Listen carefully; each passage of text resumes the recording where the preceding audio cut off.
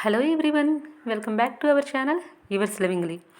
నేను చిన్నప్పుడు హాస్టల్లో చదువుకునేటప్పుడు పేరెంట్స్ డేకి మా పేరెంట్స్ పులావ్ లేకపోతే చికెన్, మటన్, ఫిష్ ఇలా చేసుకొస్తూ ఉండేవారండి. అయితే మా ఫ్రెండ్ వాళ్ళ అమ్మమ్మ మాత్రం ఎప్పుడు చూసినా కొబ్బరి పాలన్నం చేసుకొచ్చేది. నేనైతే ఎప్పుడూ టేస్ట్ చేయలేదు, కానీ ఈరోజు ఎందుకో చేయాలనిపించి ఈ రెసిపీ ప్రిపేర్ చేస్తున్నానండి. టేస్ట్ అయితే చాలా బాగా వచ్చింది. ఈ ప్రాసెస్ ఏంటో చూద్దాం. ఇక్కడ నేను ఒక కొబ్బరికాయని తీసుకున్నానండి. కొబ్బరికాయని చిన్న చిన్న ముక్కలుగా తీసుకున్నాను. ఇప్పుడు ఒక మిక్సీ జార్లోకి ఈ పీసెస్ మొత్తం వేసుకొని వాటర్ని యాడ్ చేసి ఇలా పేస్ట్ లాగా చేసుకున్నాను. ఇప్పుడు మిక్సీ పెట్టిన ఈ మిశ్రమం నుంచి కొబ్బరి పాలని మనం సపరేట్ చేసుకోవాలండి. ఇప్పుడు ఒక ఫిల్టర్ని తీసుకొని కొబ్బరి పాలని సపరేట్ చేస్తున్నాను. వాటర్ ఎక్కువ యాడ్ చేయకూడదండి. ఈ పాలు కొంచెం చిక్కగానే ఉండాలి, అప్పుడే టేస్ట్ బాగుంటుందండి. సో ఇలాగా పాలు మొత్తాన్ని నేను తీసుకొని పక్కకు పెట్టుకున్నాను. ఇప్పుడు నేను ఒక కప్పు రైస్ తీసుకుంటున్నానండి. ఈ రైస్ని బాగా వాష్ చేసి పక్కన పెట్టుకోవాలి.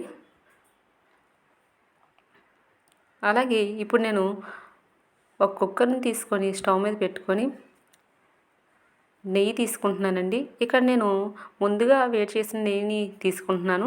మీరు ఇక్కడ ఆయిల్ అయినా తీసుకోవచ్చు. నెయ్యి కొంచెం వేడెక్కిన తర్వాత దీనిలో ఒక స్పూన్ మిరియాలు, ఒక స్పూన్ ఆవాలు, ఒక స్పూన్ జీలకర్ర వేసి ఫ్రై చేసుకుంటున్నానండి. అలాగే ఇప్పుడు ఒక స్పూన్ పచ్చిశనగపప్పు వేసుకొని ఫ్రై చేసుకుంటున్నాను. ఇవి కొంచెం కలర్ చేంజ్ అయిన తర్వాత 10-15 వరకు జీడిపప్పులను తీసుకుంటున్నాను. ఇవి కొంచెం కలర్ చేంజ్ అయ్యి ఫ్రై అయిన తర్వాత దీనిలో నేను అల్లం తురుము అలాగే పచ్చిమిర్చి తురుము తీసుకున్నానండి. ఇవి వేసిన తర్వాత ఒకసారి ఇలా ఫ్రై చేసుకుంటున్నాను. ఇలా కలర్ చేంజ్ అయిన తర్వాత కొబ్బరి పాలను తీసుకుంటున్నానండి. మనం ఒక కప్పు రైస్ తీసుకున్నాం కదా, ఇప్పుడు 2 కప్పులు యాడ్ చేసుకోవాలన్నమాట. దీంట్లో నేను ఒక కప్పు కొబ్బరి పాలని అలాగే ఒక కప్పు వాటర్ని తీసుకున్నానండి. అప్పుడు 2 కప్పులు ఈక్వల్ అయిపోతుంది. అలాగే టేస్ట్కి సరిపడినంత సాల్ట్ వేసుకొని ఒకసారి తిప్పుకున్నాను. అలాగే ఇప్పుడు ముందుగా కడిగిపెట్టిన రైస్ని యాడ్ చేసి ఒకసారి ఇలా కలుపుతున్నానండి. ఇలా మొత్తం కలిపి పెట్టిన తర్వాత మూత పెట్టుకొని 3 విజిల్స్ వచ్చే వరకు ఉడికించుకోవడమేనండి. ఎంతో టేస్టీగా ఉండే కొబ్బరి పాలన్నం రెడీ అయిపోయినట్లే. టేస్ట్ మాత్రం చాలా బాగుంటుందండి.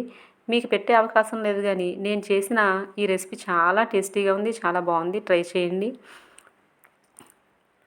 ఈ కొబ్బరి పాలన్నం మటన్ కర్రీతో కానీ లేదా చికెన్ కర్రీతో కానీ తింటే చాలా బాగుంటుందండి.